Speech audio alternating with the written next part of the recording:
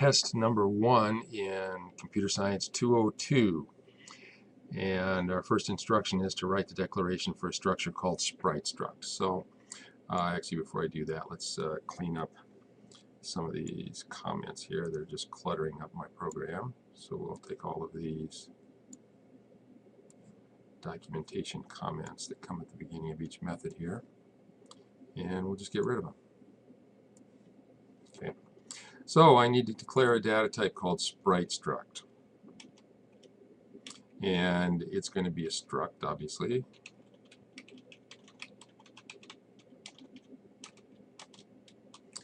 And when you do a structure, you have to make everything public. And I want a texture 2D. We'll just call it texture. And I want a vector 2. And this is going to be the position on the screen, so we'll call it position. And we need a rectangle. And this is going to be for the source. In the sprite sheets, we'll call it source. We need a color. Let's call it color, lowercase c. And we need a sprite effect. Sprite effects. And we'll call it sprite effect. Okay.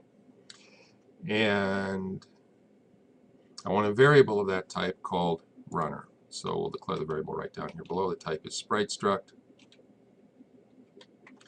And we're going to call it runner. Okay. Now the file runner.ping is a sprite sheet with 30 images all in the same row. The sprite sheet is 1800 pixels wide by 74 pixels tall, with each image being 60 pixels wide. Read that into our program, save it in the texture 2D of the runner variable that we declared above. Okay, so I need to go get that data and bring it in.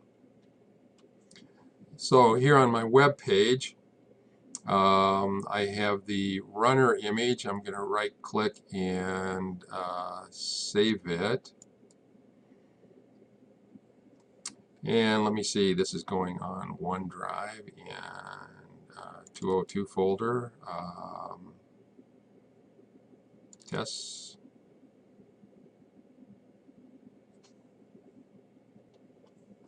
Oops, I looked at the wrong folder here. It's 202 and test practice.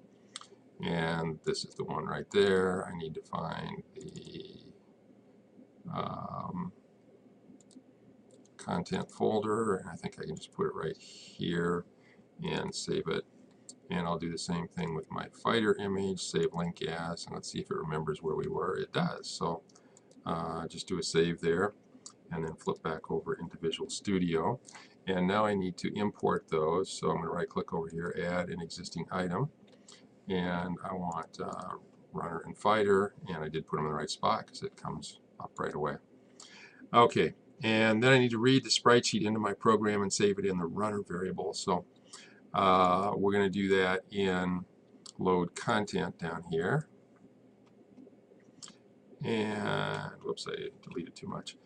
And what we want to do is a runner.texture equals content.load, and it's a texture 2D, and the name of it is runner. And I want to set the source rectangle to 0, 0, and you do this initializer here. I'm just going to do it here since I'm already here, and this is where we're reading in the texture. So my runner.source is going to be a new rectangle, and it's going to be 0, 0, 60, 74.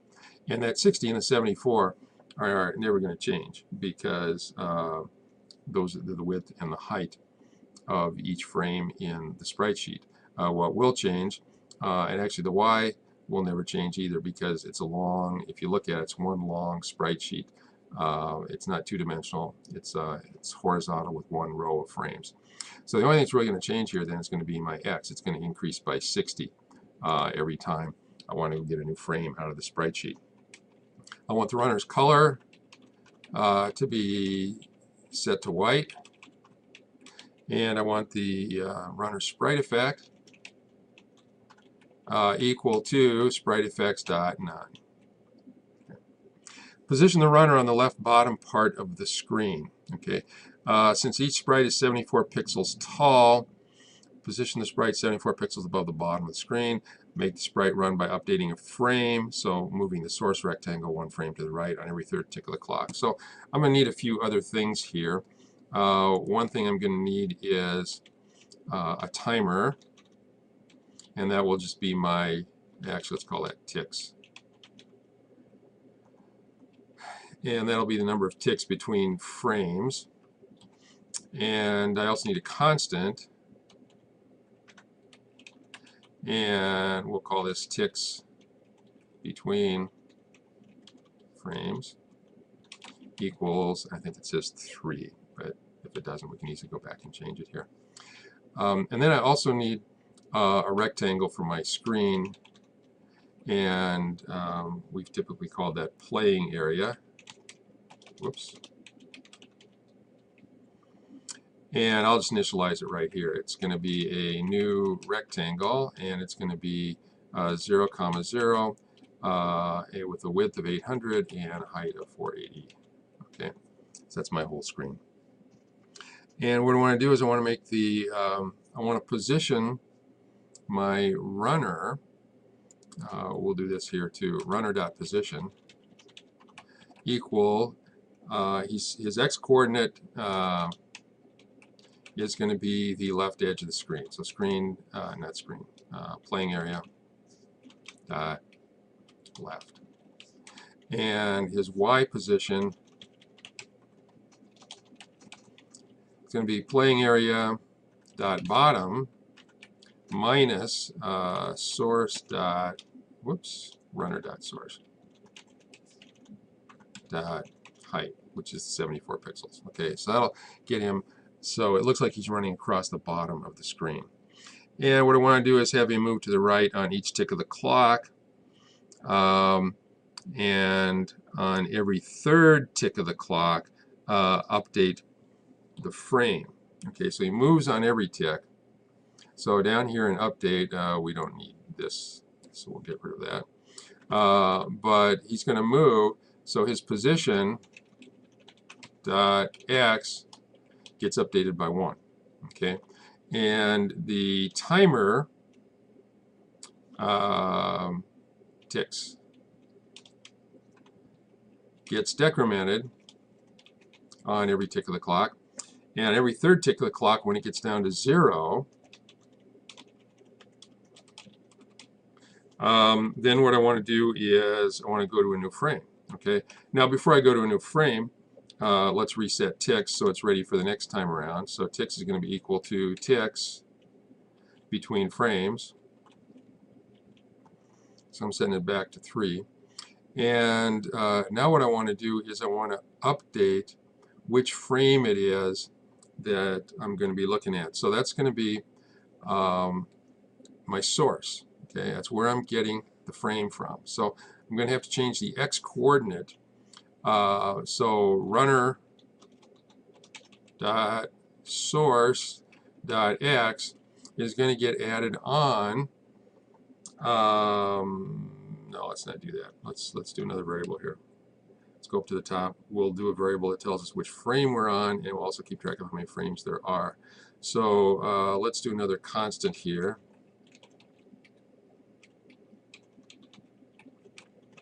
There's 30 frames, and I'm going to do a variable here called current frame.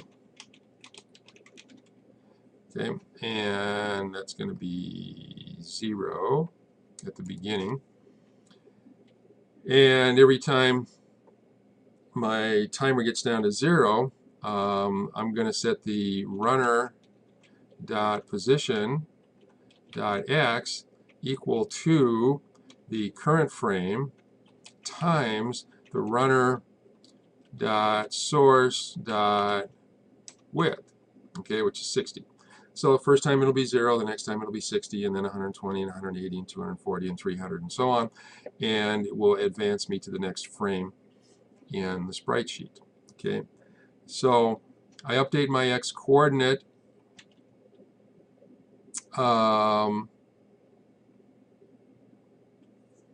That's not position that I want. I want Position is where he is on the screen. I want runner dot source dot x equals the current frame times the runner source dot width. Okay, and I do need to increment my current frame every time before I do this.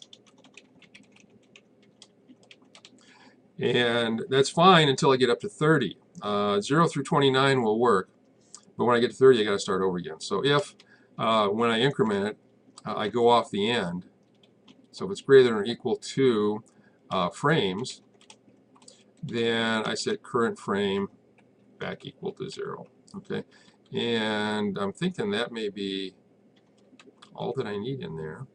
And then we want to draw the guy on the screen. So let's go down here and sprite batch dot draw. And I think here it says use version 6 of the draw method. Okay, so let's go down to version 6. And version 6, you know what, I don't think I need version 6. I can get by with something simpler. I think all I need is version 4 here.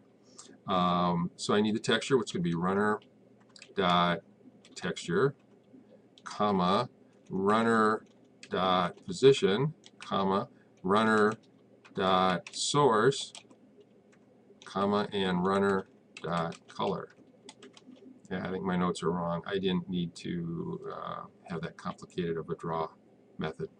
And I forgot my sprite batch begin and end, so let's do sprite batch dot end after the deal here, and go up before the line and do a sprite batch begin. Okay. And I think we're ready to try running it now and see what we get. Let's give it a shot here.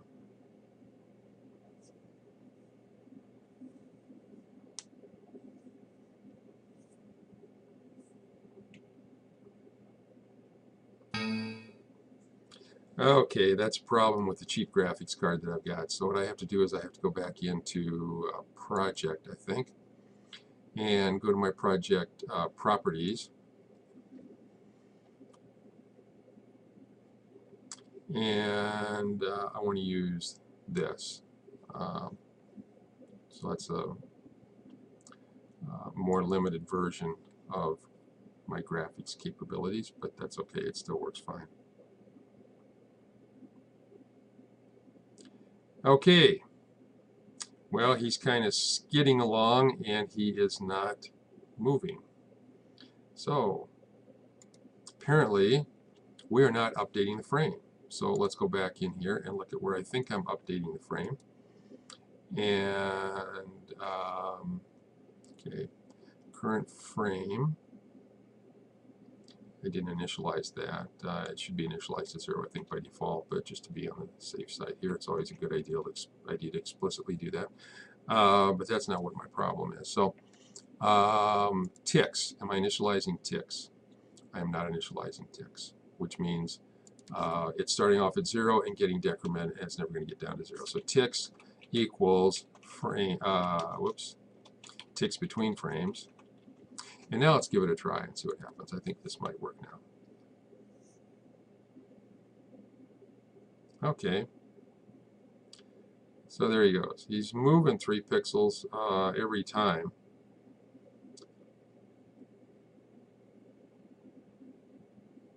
Okay. It's moving 3 pixels between frame updates, but you can't really tell because that's, you know, that's 1/20th of a second is 3 ticks of the clock. Okay. So I want to scale the runner. Oh, this is why we had to use that other version of the draw method.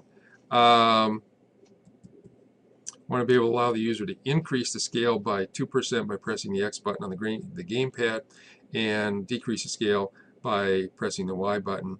Do not allow the scale to drop below 0.5. It doesn't say anything about going off the high end. So we're going to need another variable here up at the top. They'll keep track of our scale. It's going to be a fraction, so it has to be a float. And we'll set equal to 1 at the beginning. Okay. And we're going to have to read the gamepad. So we're going to have a gamepad state variable called pad and previous pad. Okay.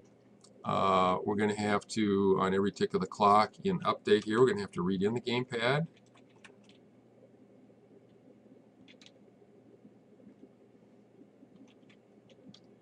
Gamepad dot get state, get state, and player index dot 1. So it's going to read the first player's gamepad. And then down at the bottom here, when we do this, we always have to do previous pad equals pad, pad, okay? And so I'm going to read the gamepad, and if pad dot buttons dot, which ones were they? If it's an X, we're going to increase.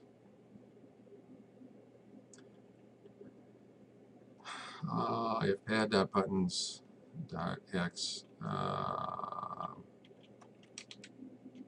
is pressed and it was released on the previous one,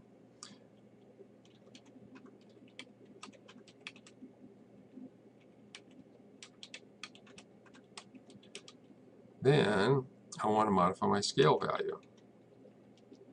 Scale equals scale times 1.02 F.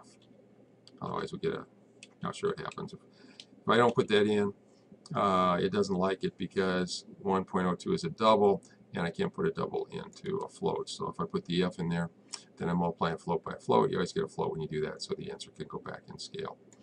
The other thing we need to do is if pad dot buttons dot Y is pressed and previous pad dot buttons dot Y was released, then scale equals scale times 0.98, which would be taking 2% off. And I got to make that into a float as well, otherwise I get the type mismatch. And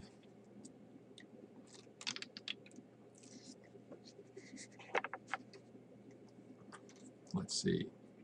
We'll just try that for right now. I like to do a little bit at a time, get a little bit to work before I'd want to try something else.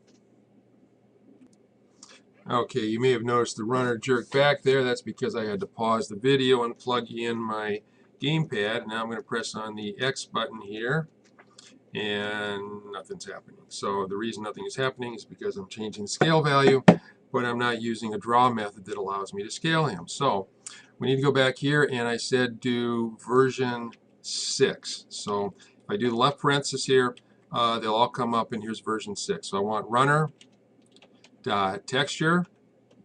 I want his position, runner dot position. I want his runner dot source. I want runner dot color. I want a rotation of 0. The origin is going to, we'll just do vector 2 dot 0. And the origin will be upper left corner. We're not rotating him anyway, so it doesn't matter. And then our scale, and comma, and then our sprite effects, which is runner dot sprite effect, comma, and then we'll do a layer depth of 0. Okay, and good. All the red wavy lines went away. Now let's try to run it again. And let's see if he gets bigger when I press on the X button. And he is getting bigger when I press on the X button. Now he's dropping down below because I'm still assuming he's 74 pixels tall. Okay. I don't know if it said to worry about that in the instructions or not. We're not going to worry about it right now. Now what I'm going to do is I'm going to try the Y button, run the program again, and he should get smaller this time, and this time his feet should come up off of the ground. And I did not put a check in to make sure that he doesn't get smaller than 0.5, so I can almost make him disappear here probably. So let's go put that check back in. When do we want to do that? We want to do that every time we try to make him smaller. So this is where we try to make him smaller. Okay, and if the new value, which is scale times 0.98 F, is less than, I'm sorry, is greater than or equal to 0.5, then go ahead and change his scale. But if it's going to be less than 0.5, don't do it. Okay.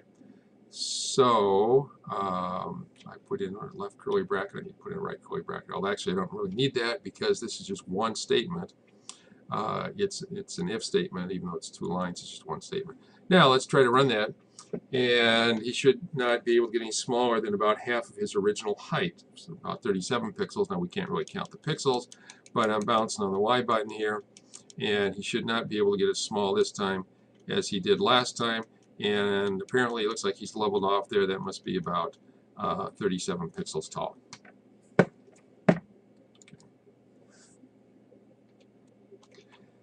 Okay, and I've been talking over 20 minutes already, so that's probably a good place to stop, and then we'll continue with another video.